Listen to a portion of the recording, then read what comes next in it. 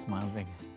Welcome back to Living 808. Well, living in Hawaii means warm weather year-round, but for our pets, too much heat can quickly become a medical emergency. So how can you recognize heat stroke, and what should you do if your pet starts showing signs? Dr. Gavin Ganzer, veterinarian and owner of Oahu Veterinary Clinic, joins us with what pet owners need to know, and joins us with some very cute guests. We have Mowgli and Cassidy here as well. Aloha, you guys. Aloha. Thank you so much for being here. Us. Of course, and happy National Dog Day. I know, it worked out. I love that, and so exciting for him. He's getting extra treats today, right? Yes, extra love, extra treats, extra walks. I love it. And speaking of extra walks, I know a lot of people will be out celebrating.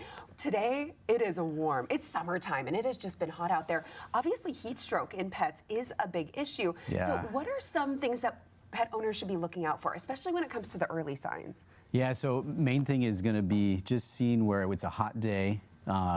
Again, clinical signs of a heat stroke is when we would see them either panting really heavily or just a really bright pink tongue. Sometimes they'll start to show more signs of lethargy, weakness, wobbliness, and then even if it progresses, then we might see like seizures and coma or worse signs. So. And speaking of progressing, how quickly can this progress? I mean, are the signs, do they come with a significant leeway, or is it kind of...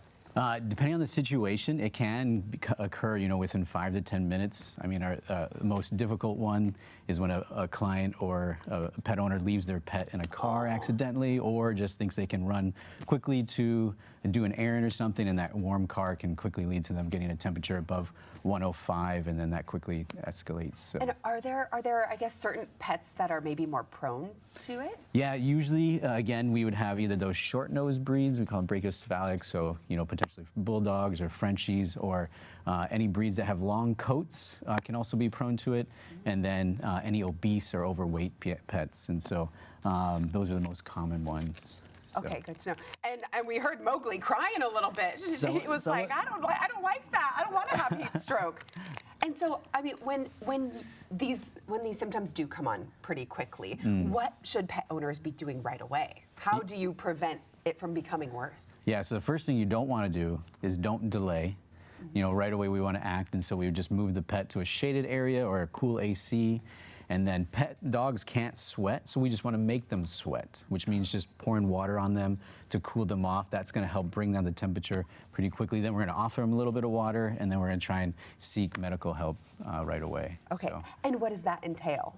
Usually, once they're brought into the vet clinic, we're gonna just triage based on the history and getting a temperature and the vitals, and then right away trying to treat and bringing down that temperature immediately, and then just treating all secondary issues that are arising from it. So. Okay, so all those are things that you should be doing. What are some things that you should not be doing? Yeah. So again, don't forget the pet in the car, and then don't be, doing a quick errand, or, when it's a hot day, don't be exercising in the middle, between 10 and noon or so, those really hot times of the day, or hot pavement days. So. Yeah, and especially when we talk about living here in Hawaii, I think it's something that we have to be extra mindful for. So what tips would you have? Anything extra for especially Hawaii pet owners? Don't let your pets get overweight, exercise regularly. The worst is when we have like either a senior pet or an overweight pet who hasn't exercised for a year, and then the owner just wants to go for a big hike. Be more cognitive of that. But yeah, just knowing their dog and being aware of it, and then keeping them at a healthy weight is always helpful. So wonderful. And I think it's so great to be, one, having all of these reminders and tips on National Dog Day, but two, getting to hear it from you and the expert. I mean, if people want to learn more about you, your clinic, I know we've seen a lot of your videos on social media as well. So if people want to find, where do we go for more?